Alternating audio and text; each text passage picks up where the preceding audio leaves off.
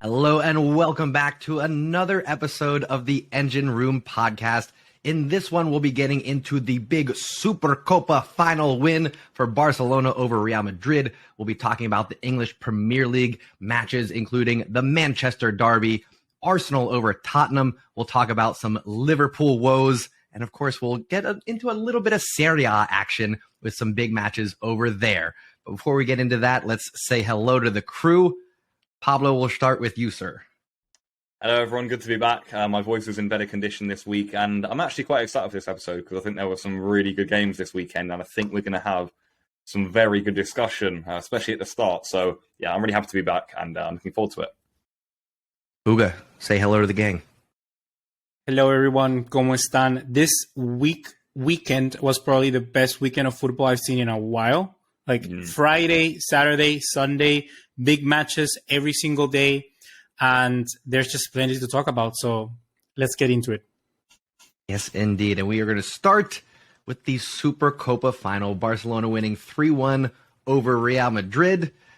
Just disclaimer, we are Barcelona supporters here, but we're going to do our best to not be biased and not go through this segment grinning the entire time. All right. But let's get some thoughts. Maybe Buga, why don't you kick us off, sir? What was your reaction to this match? Okay, I'm going to give you two things. First of all, I'm going to give you the Barcelona fan, and then I'm going to give you the objective journalist, whatever thing I am. So let's start. I love both versions. Go ahead. Let's start with the Barca fan. It's potentially the best I have felt in quite a while.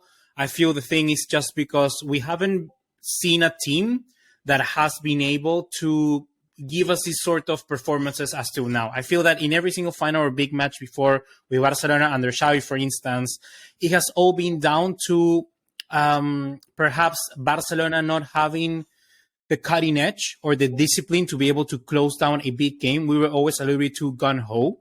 And now the defense or the mentality has gone according to plan for what we Xavi wanted, right? And I feel that now we've been able to see this in the Supercopa.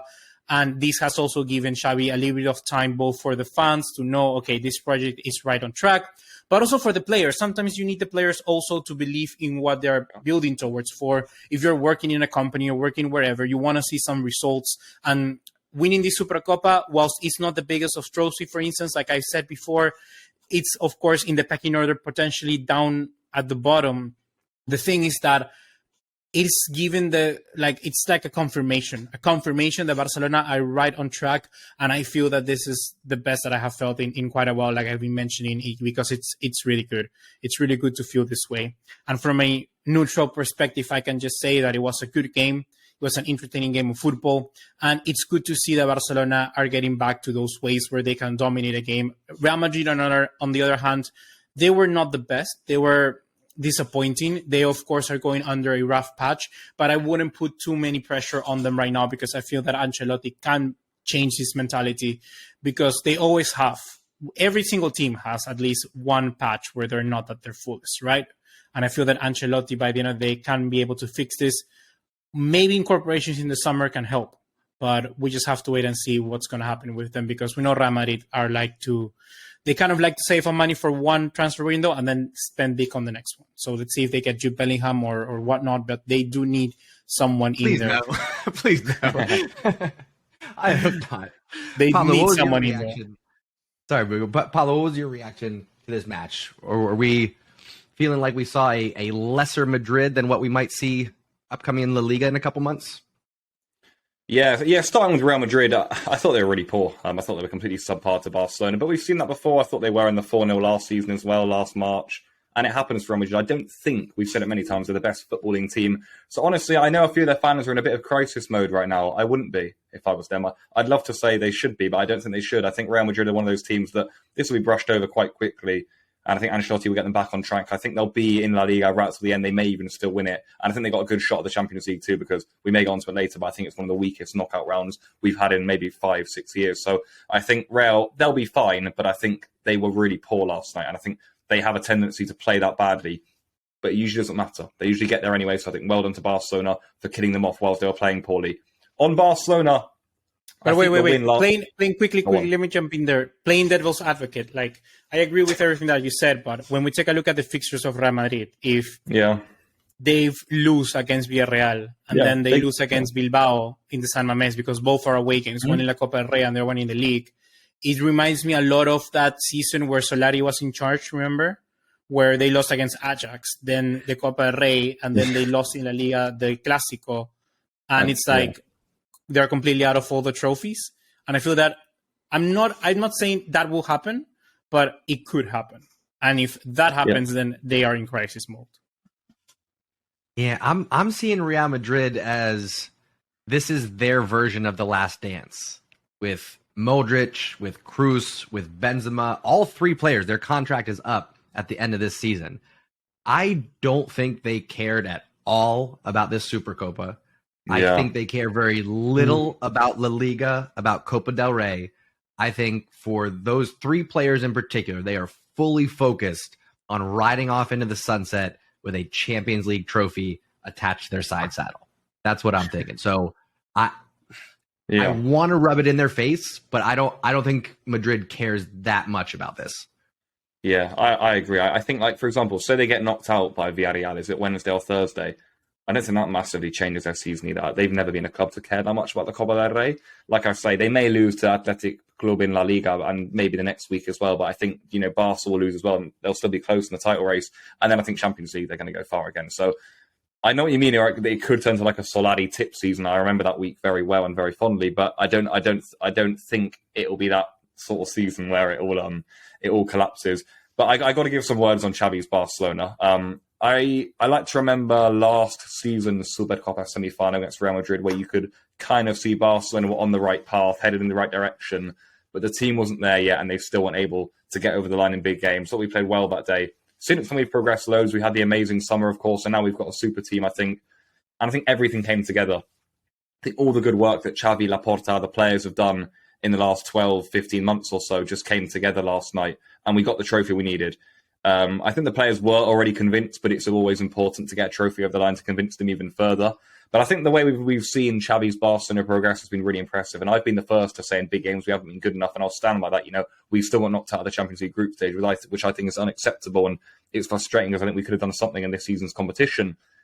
But last night we stood up and we absolutely walked all over Real Madrid, a bit like we did in March last year, to be fair. And I think footballing wise, we are totally superior to them. I see a very good team right now, and I see a Barcelona that's headed in a very good direction. I think their squad was planned superbly off the pitch. I think the direction the club is going in is brilliant. I think you've got players like Gavi, Pedri, Araujo already at the club, which just is going to take the club to a new level. And I think everything's coming together really nicely for Barcelona right now. I think we're in really good shape. And it was a good moment last night for Xavi sort of to cement all of that good work. Yeah, I was really impressed with a couple of subtle changes that Xavi made, because it was the same formation, very similar tactics to what we saw against Atletico Madrid, but he swapped Gavi and Pedri, and he swapped Araujo and Koundé. So Araujo was right back marking Vinny Jr., which was just brilliant. Absolutely brilliant, because it's not mentality. Now it's mental. Like Vinicius Jr., I think he's like every time he faces Araujo, it will be it's a problem for him. Vinny Jr. was moving all over the pitch, just trying to get away from Araujo. That was so impressive. And then same with Gavi and Pedri. I think what we saw against Atletico Madrid was Gavi more on the right side, kind of playing in between and underneath. Who started Ansu and Dembele, and it was good, not great. And then we see them switch, and now Pedri is playing a little bit more forward and Gavi a little bit out towards that left-hand side. Not quite a left wing, right? We're still playing with that 4 midfield, and I think Xavi, with those 2 little tweaks, really put us over the edge. Like, looking at the stats, it was pretty close, but Barcelona dominated this match. Absolutely dominated. I think that people, when they talk about the four-man midfield in this game, they go, okay, Gavi, impressive. 1 goal, 2 assists. Even though, did you see that they didn't give him the assist of Pedri? Because it took a deflection. Yeah, nonsense. That's bullshit. Yeah. But it's like, okay, we talk about Gavi, we talk about Pedri, we talk about Busquets, about in terms of performances. But people are not mentioning, I think Frenkie de Jong had a monstrous game. When he came to recovering the ball, I feel that next to Busquets, he does give us that extra legs to try and shut down a counterattack of like a team against Real Madrid. We know that Real Madrid, they always need like 1-3 touches to, get a scoring chance on goal. But here, with Frankie de Jong, they managed to limit those chances far, far more often. Like in the 70th minute, that was when Kroos finally got the first shot on target for Real Madrid. So I feel that change with the double. I'm not going to say double pivot, but it's sort of like a double pivot, right? Because Frankie de Jong will still incorporate himself in attack, but I guess you could call it that. It was smart. It was smart. I'm not too sure whether in the long run, what's going to happen with Busquets. It will depend quite a lot, but maybe that is something where, I don't know, a Frankie C can finally excel because we know he played that in AC Milan. So I don't know. We just have to see, right? Yeah, I think what Xavi's doing there is incredibly smart because having Frankie on one side of Busi and usually Koundé at that right back position pushing forward so that when a counterattack starts, Busi doesn't have to go sideline to stop it. We've got De Jong and we've got Koundé covering that space. So Busi is really only responsible for the middle of the pitch.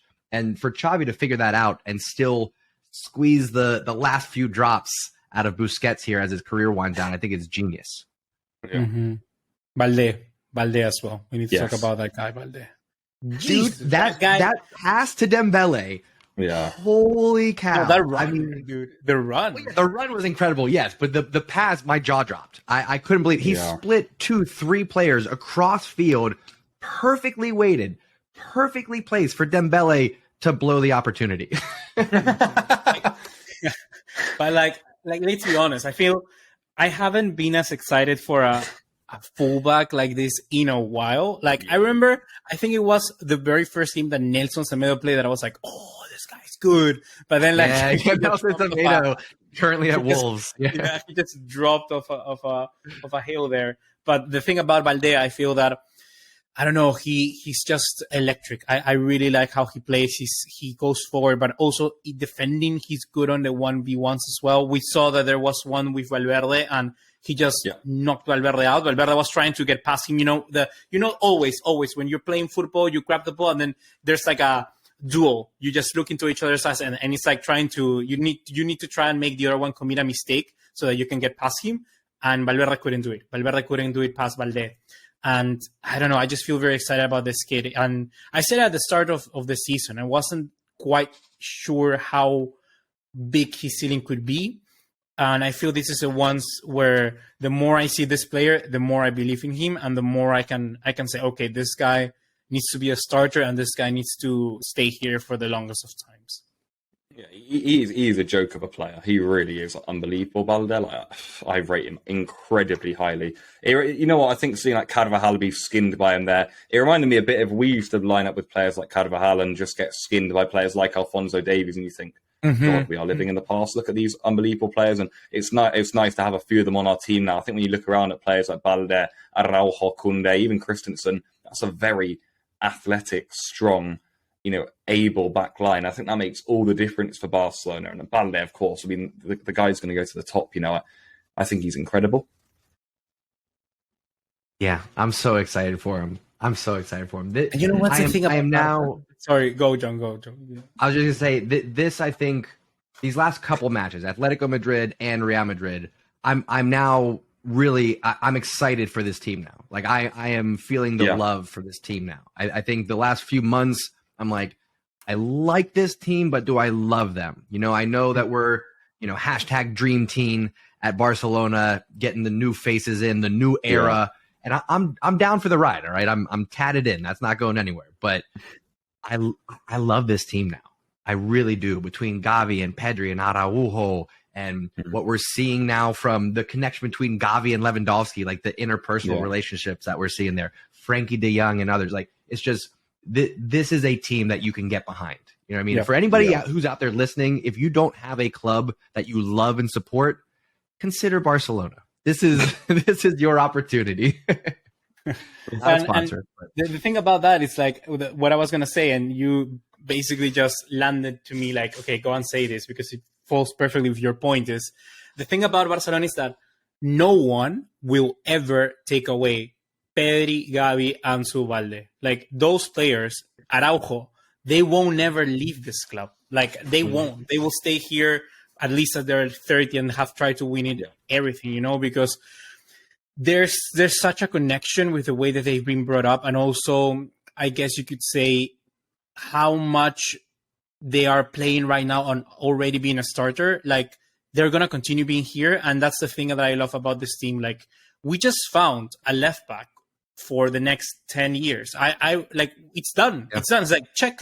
Fine. Yep. Finito. We can move onwards to the next position. Let's see where it goes. The same with Pedri and Gavi. I feel that Gavi is also one of those players that it has also taken quite a bit of time for me to go like, okay, how good can this guy be? I guess with Pedri it was easier. I don't know with Gavi why it was so. You know why? I think it was very difficult to fall with Gavi because with Pedri it was just so good, and it was like, can this guy actually match what this other guy has just done? And it was difficult for me to go ahead and go like, okay, Gavi, you're really that good.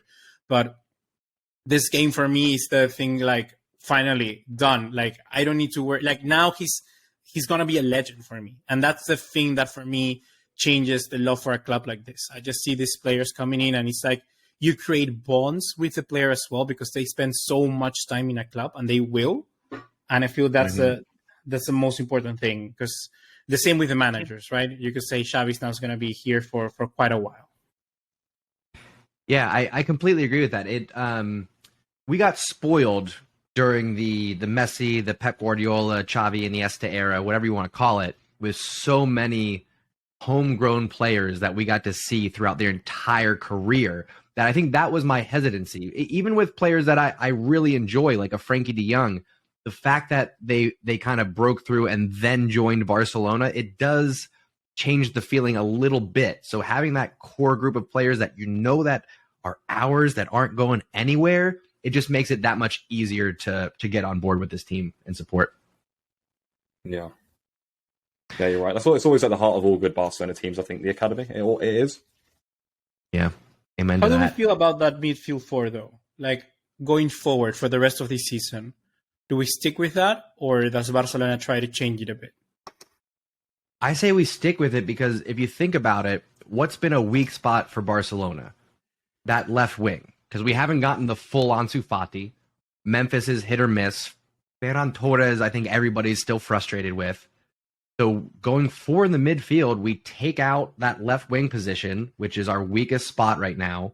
We add in another midfielder, and we arguably have our best 11 players on the field. Yeah. So for me, it's an upgrade across the board. Yeah, it means we don't have to bench one of the midfield four. Mm-hmm. How do you feel about it, Buga?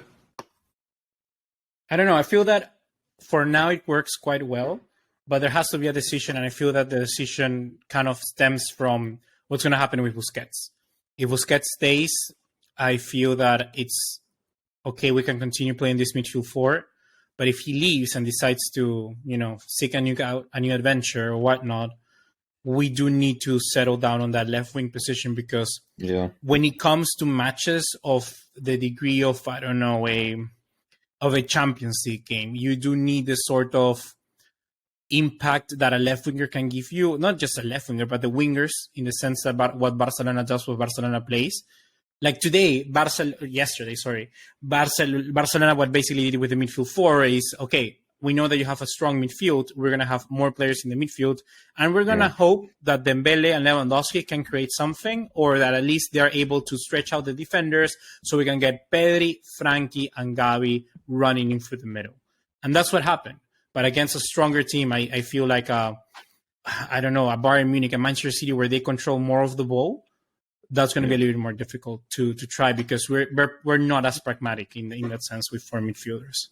Yeah, I do think the 4-3-3 with natural wingers will have to come back at some point this season. I really do, because I think there'll be some games where we're lining up with the four midfielders and we're thinking, we are doing nothing here. We're going nowhere. Can we please go back to the natural wingers? And Xavi will need to know when to put it in and out, and it's difficult, but he will.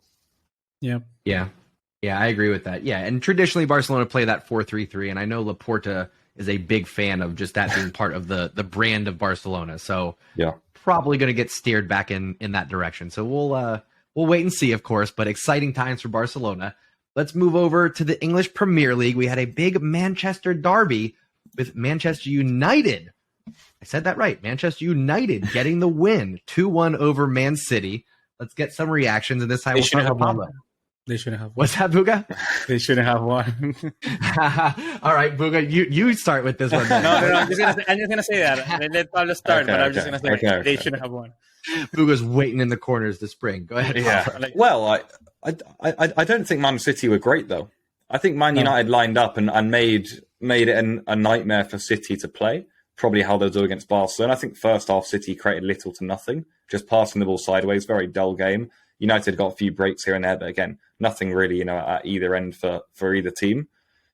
Second half, City pushed a bit more. I think the sub of Jack Grealish, they got a few more chances. They got the goal, of course. And then I think after the goal, they understood, this hasn't been our best game here. Let's just try and get over to the finish line. A bit like they did at Stamford Bridge on that Thursday night game against Chelsea. It reminded me of it quite a lot, actually. The Grealish impact off the bench. I didn't think they were great.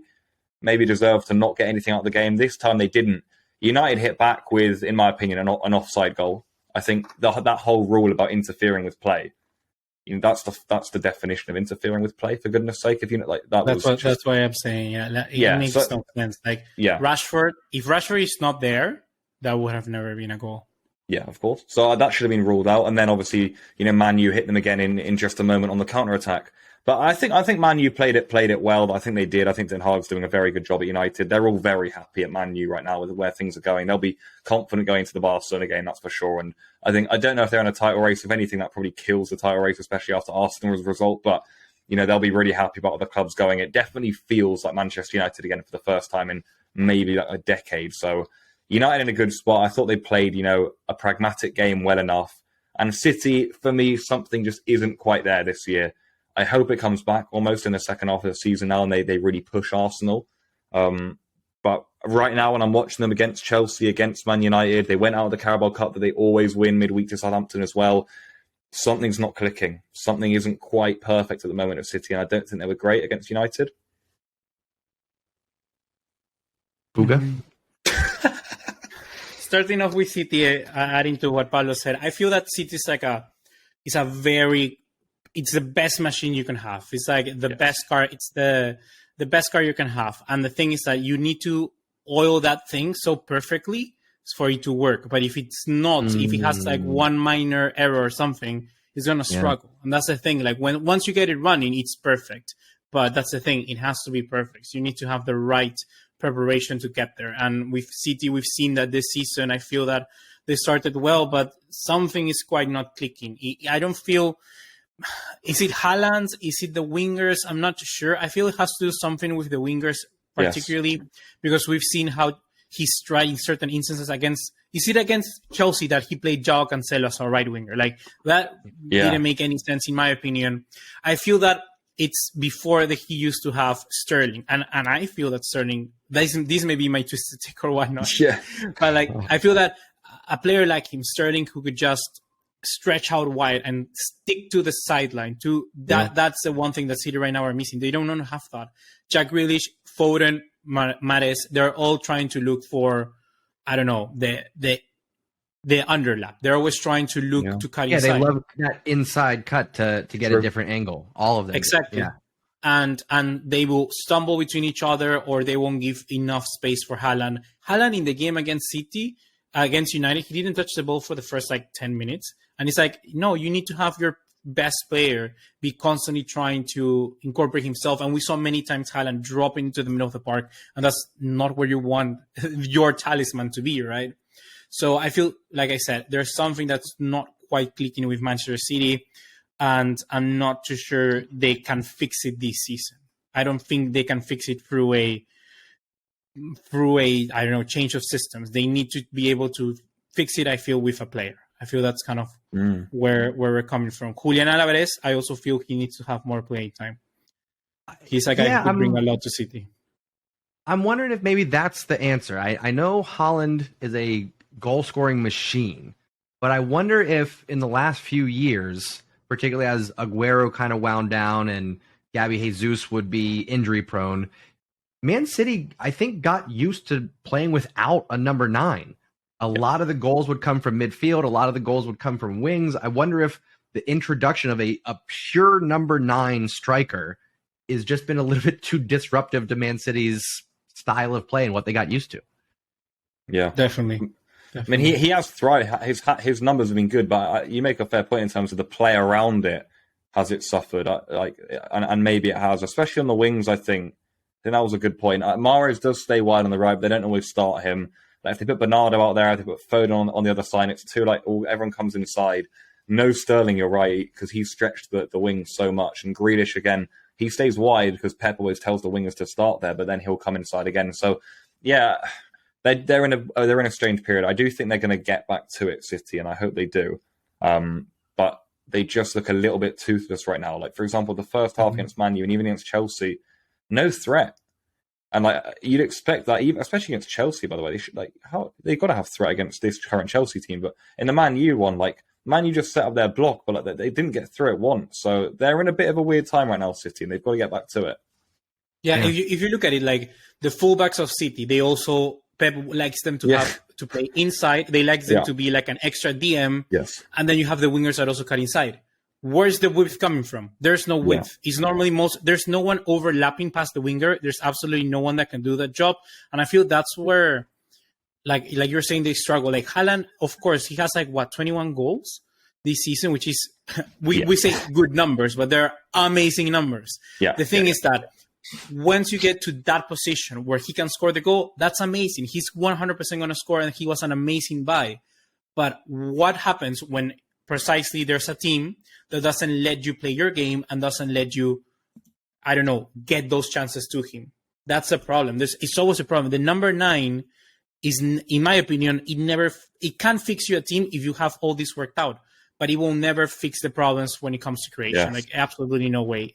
And you cannot just win a game with a good striker. So you have to have somebody else. And I feel that, like I said, we've seen it plenty of times where they have Haaland and Julian Alvarez playing together as well, and they create through the middle most of the time here. So that's something where I could feel if Pep says, okay, we need to change the system, try something out, why not start both of them? Start both of them, drop one of the wingers, and have De Bruyne just play as a kind of right midfielder perhaps, and him pinging the balls in. That's kind of what I expect him to try out. Yeah, I got a lot of faith that Pep will figure something out. But I do think that they're in the same position as Real Madrid. And we've talked about this on the podcast before, where English Premier League is not their focus. Carabao Cup, not their focus. It's kind of at the point where if City doesn't win a Champions League, it's going to be seen as a failure for a lot of their supporters. And Pep Guardiola. I don't think Pep cares about any of those other trophies right now. So I think he'll figure it out, but again, they're in the same kind of situation where I don't think that's their focus. Mm-hmm. The thing with Pep is that, like we were mentioning, a team like that, like Xavi's team, for instance, they need to be all up. And if they don't have these games where they're comfortably winning, I have no idea how they can just turn up for one day in the Champions League. At Real Madrid, they do not need that. Real Madrid are fueled by those moments, and Pep just simply don't have that. And we talk about United. I think we kind of just went right into City, but talking about United, like Pablo said, I feel this is the very first time that I can once again close my eyes and see, okay, this is United's team. I feel they're one striker away, like not Wout Weghorst, but one proper number 9. Who knows? Maybe he's amazing. He's not going to put them over the top. I mean, just someone. Let's see if Weghorst can be that guy. But just one striker away for me to returning back to their glory days or whatnot. But their team are looking strong. They're looking very strong. The defense is insane. Casemiro with Eriksen as a double pivot, and then Bruno with Rashford, Anthony, or Sancho, whoever they want to play. It's looking good. I want to praise United because they haven't been praised in quite a while. Yeah, Casemiro is one of the signings of the summer, by the way. He changes everything. We've said it for a lot of teams. People have been saying this at Chelsea for years since we lost Matic, that Chelsea need to get a DM, and that's why the Declan Rice thing has come up so many summers. Look at the difference it makes to a team. It's incredible. Casemiro has been an outrageous signing for Man U. He's changed everything. They've gone from such an easy team to beat to impossible to beat. He's switched it all around. In my opinion, they wouldn't be doing half as well as they have been doing without Casemiro. He's changed everything. And Real Madrid will probably be thinking, damn, we could have done with him last night. Yeah, look at the impact he's not having. Of course.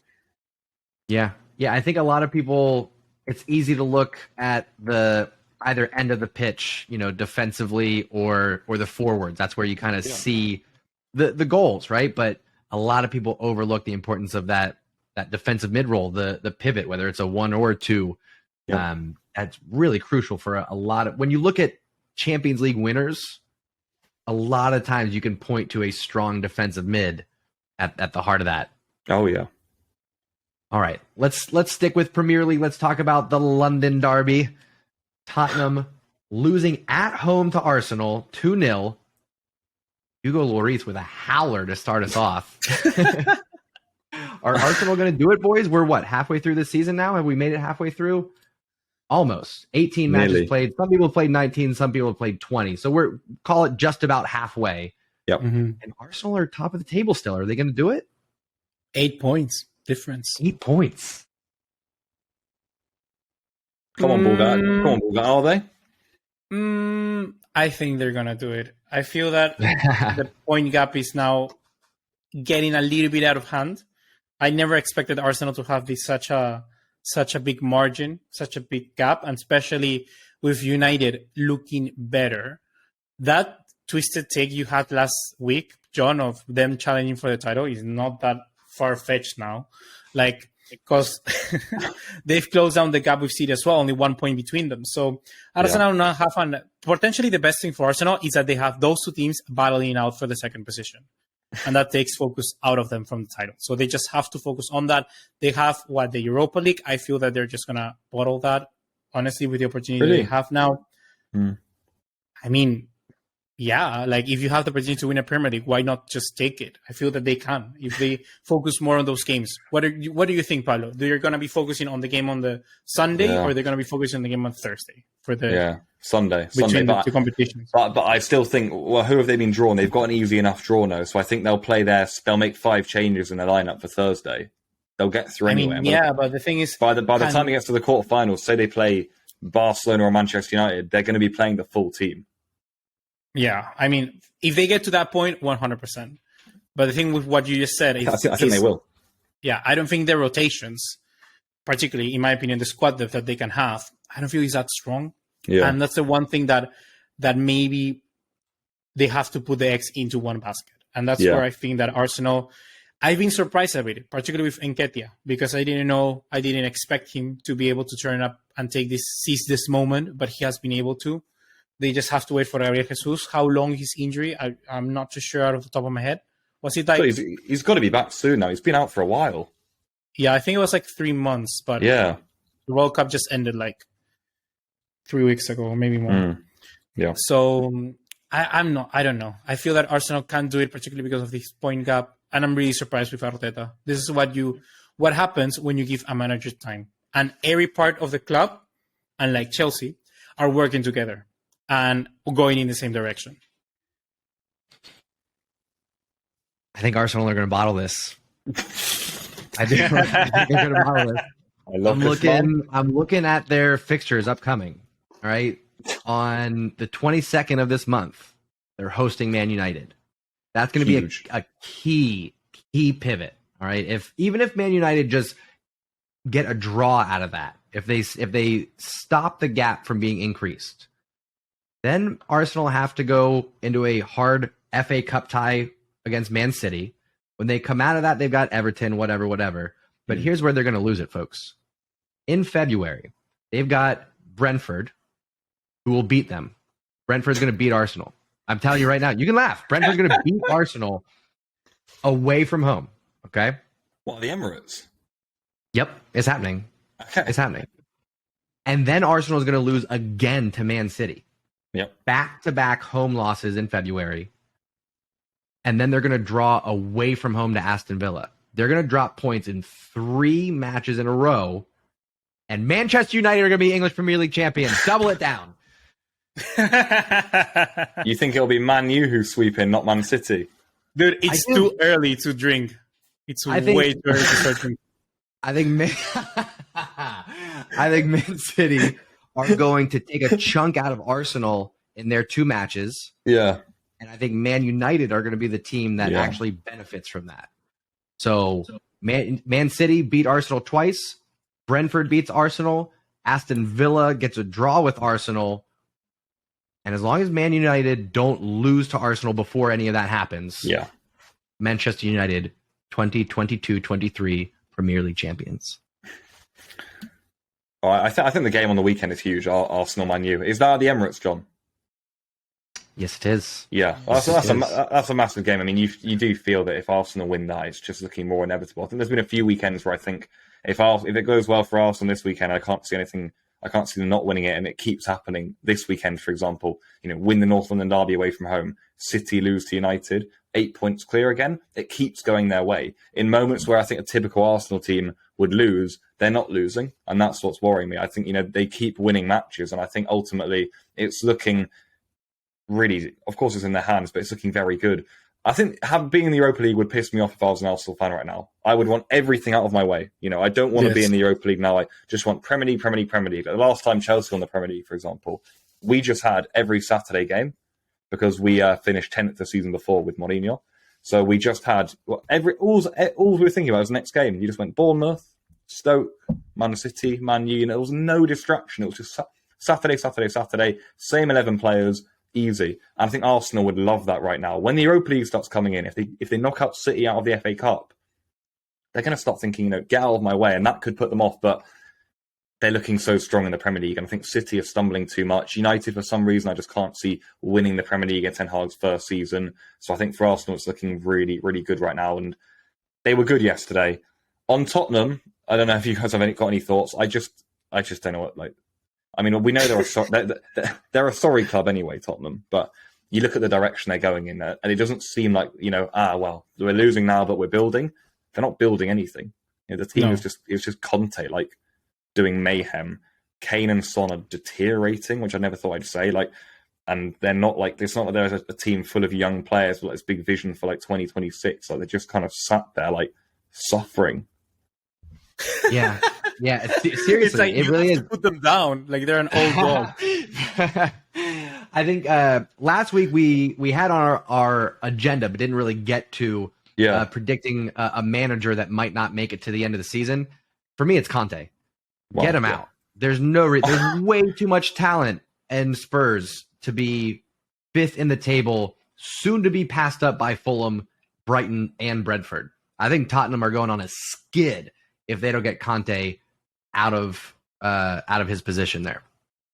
I also feel like the players that Conte has brought in, they don't really fit what Conte wants to play. And it's like it's like you could be much better by just simply getting rid of Conte, putting a manager that can get the best out of the players that they have, because they have a good squad. Like how many teams were drooling for Yves Bissouma? Like I forgot the other day I saw a little post on Instagram, someone making on Twitter making fun of the best transfers of the season that we say at the start of the season, and many players from Spurs were there. Like if you say they got Perisic, they got Bissouma, they're good players. I want to see them perform, and it's like, Conte simply not getting the best. I don't think Bissouma works in a two-man midfield with Højbjerg. I don't think that works. But if you put him perhaps a little bit further forward, I don't know. You need to start trying things out. But Conte will never do that. He's always going to stick with the back three, back five, and they're a one-way street right now. And I agree with John. I feel that it's just this marriage of convenience that once was, and now it's not really working out. I feel Conte is still a great manager, but you have to get him to a club where he can perform, where he can have the supplies necessary to be able to get the team to where he wants it to be. And slowly bringing it back quickly to Arsenal, I just wanted to mention, this reminds me a little bit of the last season where I was really hooked with the Premier League. And there were two seasons where it went weekend by weekend. That season where Liverpool and Man City had the race, and at the end, City won it. And where they were 1 point separate, and also the season of Leicester City. I feel that this is more similar to the season from Leicester, because why? I feel all of the other teams are below level, and Arsenal is simply the team that are playing better. I feel sometimes football is more simple than it seems. And Arsenal are just simply the better team from all the other teams in the Premier League. They're simply playing the better football. And if they can do what Paulo says, just stick to one competition and stick with it and just forget about everything else, go week by week, I feel they can do it. I feel they can certainly do it. Yeah. Well, all right. So that's a little bit on Tottenham's struggles. Let's jump over and talk about Liverpool. 3-0 loss to Brighton. They're just plummeting. Booga's face says it all. if you're listening on Spotify, you gotta jump over to YouTube just to see Booga's face there. I think that says a lot.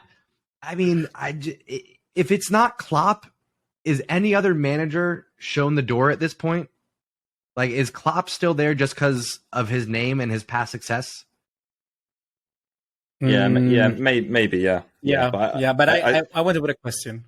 Go on. Who's worse, Potter or Klopp? Who's doing worse at the moment? Who's doing worse, Liverpool or Chelsea? I cannot get my head around that. I gotta say Klopp, because Potter has the excuse of basically having a starting 11 of injuries.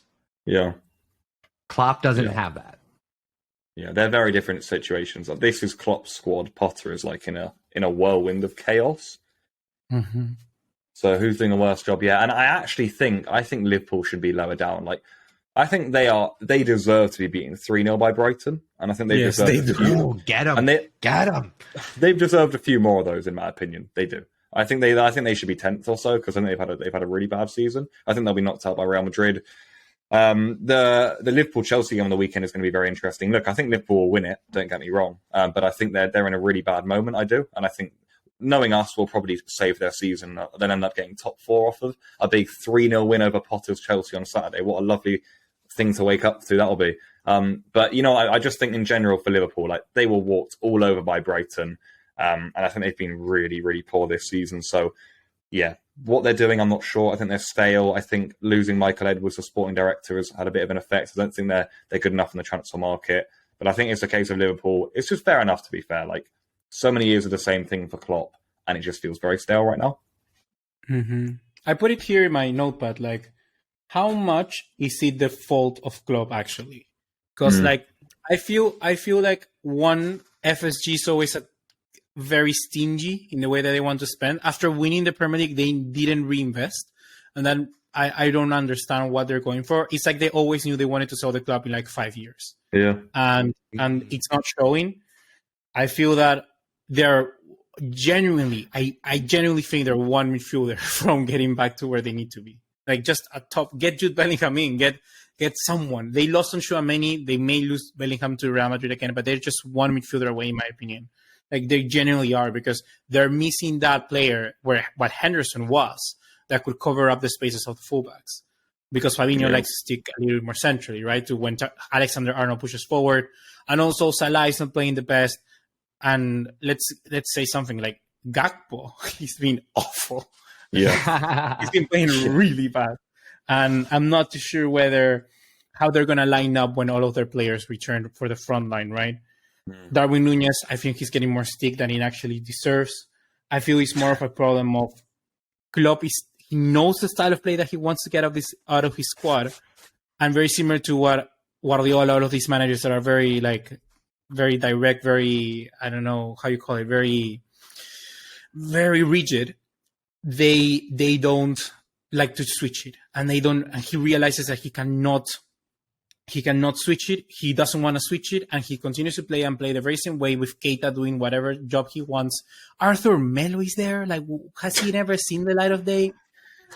I don't know. I feel like he's just it's rigid. He's just rigid. Dodged a bullet on that one. My goodness.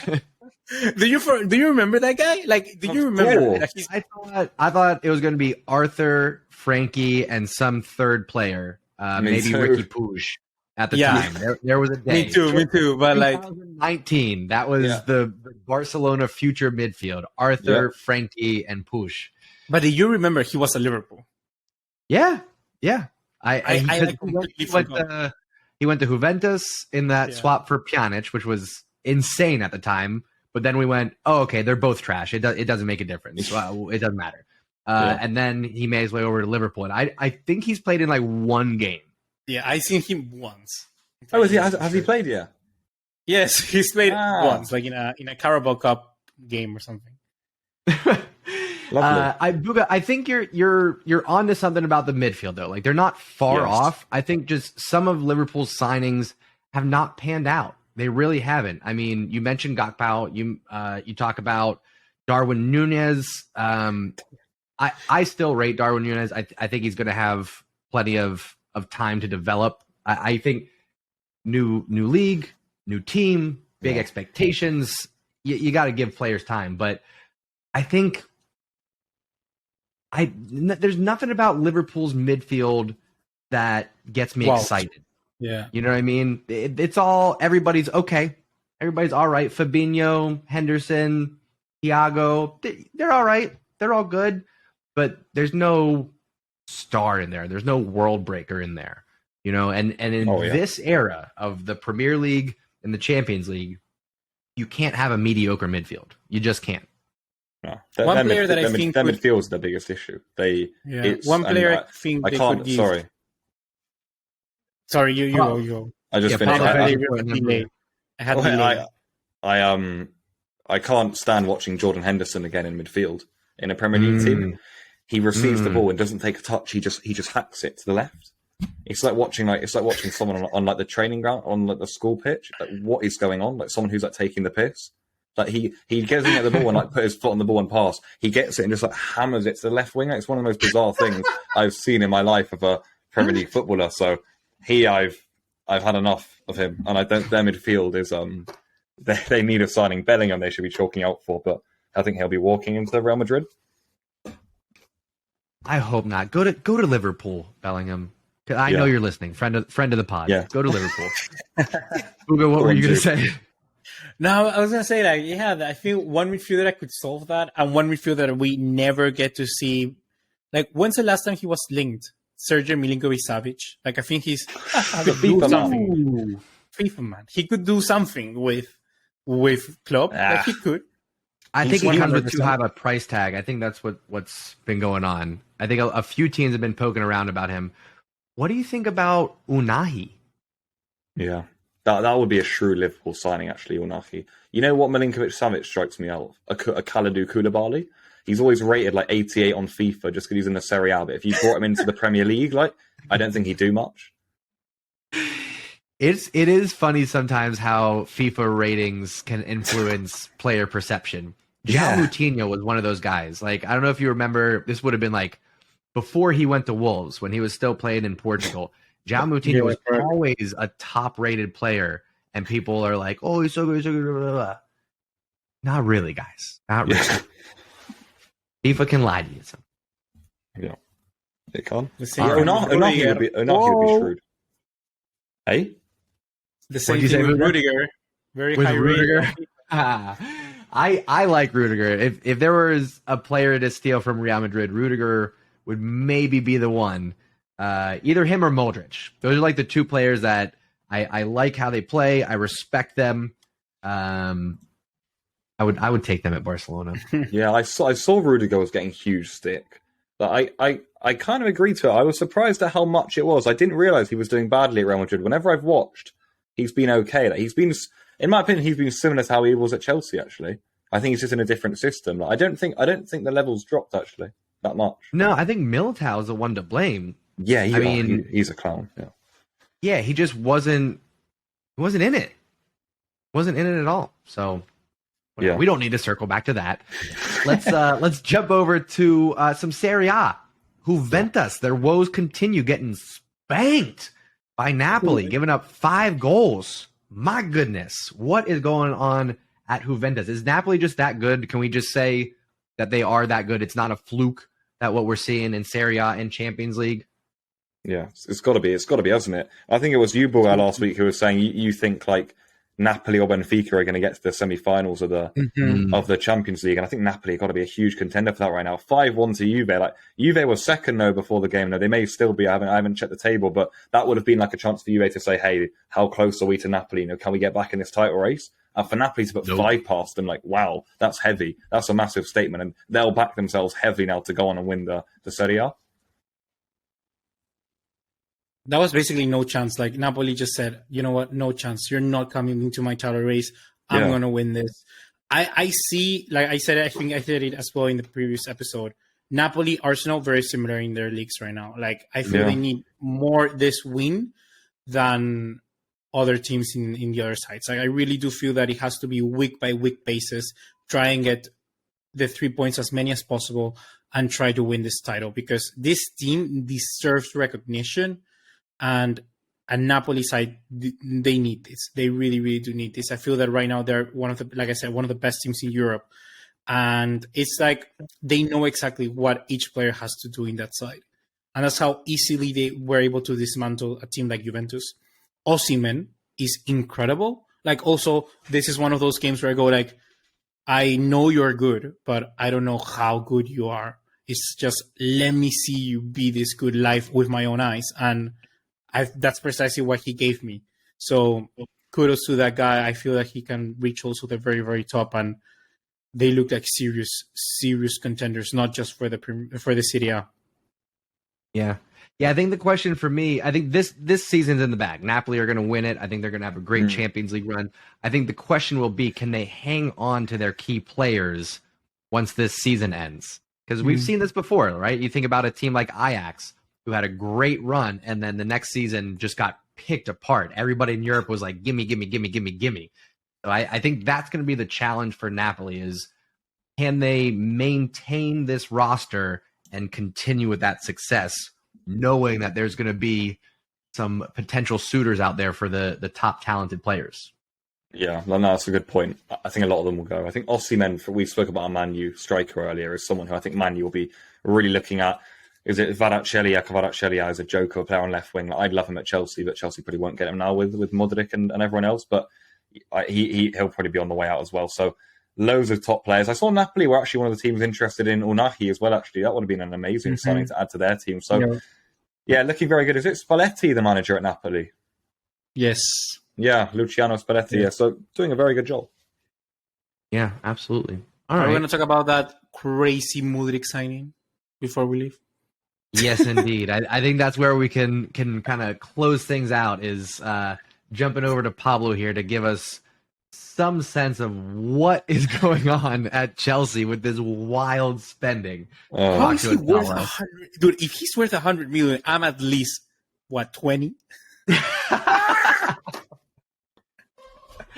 All right, that's Buga's buyout clause for anybody interested. Do not tell Boehly. Don't tell Boehly that. Yeah. Buga, you'll be getting a knock on your door.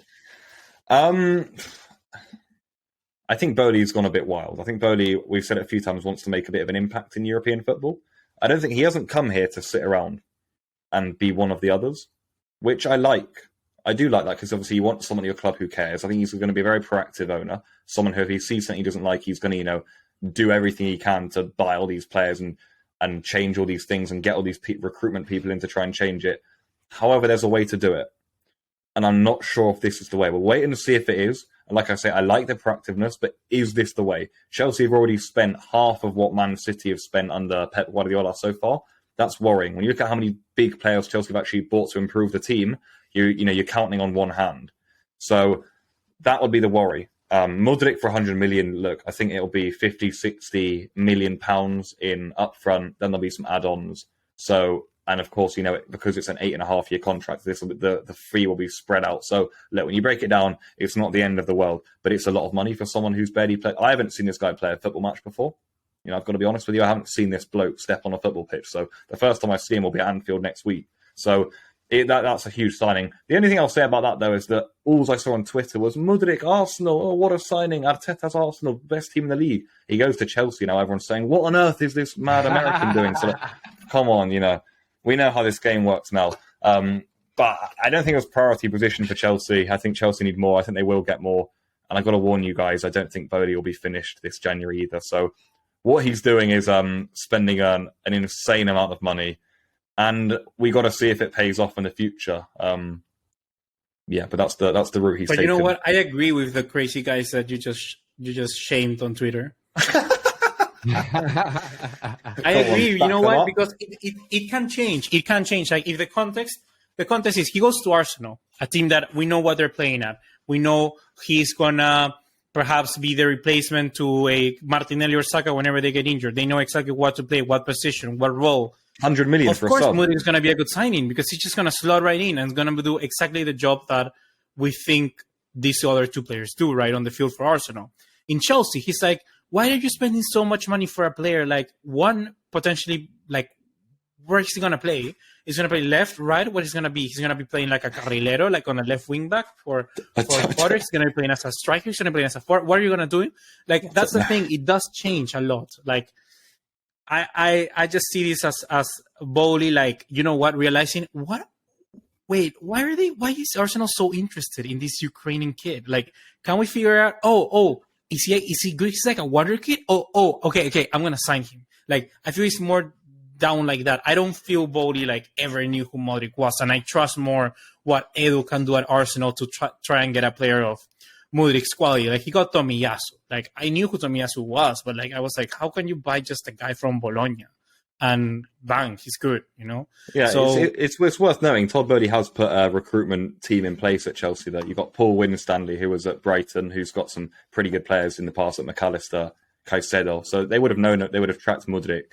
You've got, is it Christopher Vilvel, who was part of the Red Bull group at Salzburg, is also one of the directors at Chelsea now. So he is building a structure, Boehly, and I think you're right, Bulgan, the way that he's seen Arsenal, top of the league, spending 100 million on a player and said, I've got that in my pocket, have that. I think you're right in a way, but I think people are kind of acting as if Boehly is just there on his own. At least we've got a structure in place now, and I hope we start to see it more. I do. Mm-hmm. All right, so I got to ask the question as an American. Is Pulisic out now? I feel like this is just now one too many wingers at Chelsea, and Pulisic was kind of on the bubble anyway. So is this the straw that breaks the camel's back? Is he gone? Well, it would almost make sense, isn't it? I mean, he's out now for a month or two, Pulisic, interestingly, yet again. And I think that's why Chelsea can have so many players, is because, like you said, John, 11 or 12 of them are actually injured. So it doesn't feel like the squad is actually that big. So I think with everyone fit, the squad is like a 55-man squad, but the truth is it's only usually about 14, 15 because everyone's bloody injured. Pulisic, you've got to say that the future would be looking bleak. I think the only thing that keeps him alive is the fact that I think Graham Potter quite likes him. And I know that Boehly, as an American, kind of wants Pulisic as that. He's never going to be the franchise player for Chelsea, but, he's America's number one. So having him, at your football club is a good thing to have, I think, for Boehly. I always thought that would work quite well for Christian, but it doesn't make sense to me. And I think you're right, Mudryk, Felix, Mount, Havertz, Ziyech, Sterling, Aubameyang. There'll be another striker soon. They just signed Fofana, like Broja. There's just endless attackers. And I don't know how many minutes he'll get consistently. I think a move would be decent for him. Honestly, I do. Yeah, I think the one that pays the price is Hakim Ziyech, and I think that Aubameyang is gonna go. I think Aubameyang is gonna go. Like, he's not really in the plans of Potter or whatnot. Yeah. I think Ziyech goes, Aubameyang goes, and a few more. So I think the squad will balance out, but for now, because of the injuries, it's all a bit chaotic. Yeah. Oh boy, we are only halfway through January, so we got a couple weeks left. We'll see. I'm sure there's going to be some more big names on the move, and we will be right here on the Engine Room talking about it all every Monday. New recording. I think that does it for this week, folks. Anything we want to wrap up on? Anything to send us out on? Maybe I'll add something on Chelsea there. Like, I feel, because it just comes to mind. Like, I feel that Chelsea's like, they started their transition first, and they haven't done anything of like the deadwood. Getting rid of the players that they want. It reminds me a lot of what United were when Mourinho was there. Of like, you start already to get the players that you want, and then with Solskjaer, but you haven't done the job of getting the Phil Jones out of the club. You haven't done the job of getting those players out.